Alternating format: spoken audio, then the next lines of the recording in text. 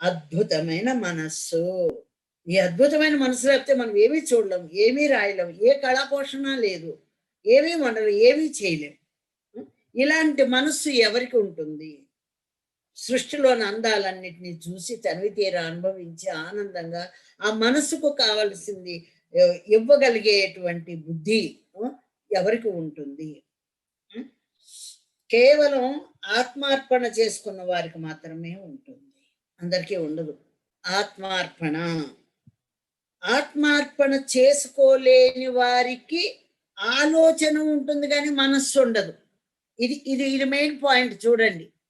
మనస్సులో నుంచి వచ్చే ఆలోచన కట్ చేయండి అన్నారు, మనసును కట్ చేయమల్లా. మనస్సులో నుంచి వచ్చిన ఆలోచనలు ఉంటాయి వాళ్ళకి.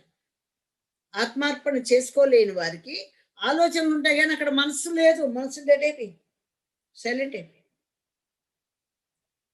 నీ మనస్సు లేదా, నీకు దయ లేదా అంటారు చూడండి. పెద్దవాళ్ళన్న ప్రతి మాటకి అర్థం ఉంది, మనకు తెలియదు. కానీ మనస్సు ఎందుకు లేదు? అందరికీ మనస్సు ఉంది కదా, అందరికీ బుర్ర ఉంది కదా, అందరికీ ఆలోచనలు ఉన్నాయి కదా. మనస్సు లేకపోవడానికి కారణం ఏంటి అంటే వీళ్ళు కేవలం ఆలోచనల్లోనే ఉంటున్నారు. గతంలో ఆలోచనలు, భవిష్యత్ ఆలోచనలు, లేకపోతే ఈ ఆలోచనలో ఉంటున్నారు కానీ మనస్సును పట్టించుకోలేదు.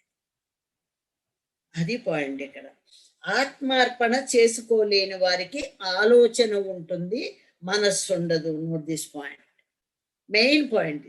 ఆత్మార్పణ అంటే ఏంటి?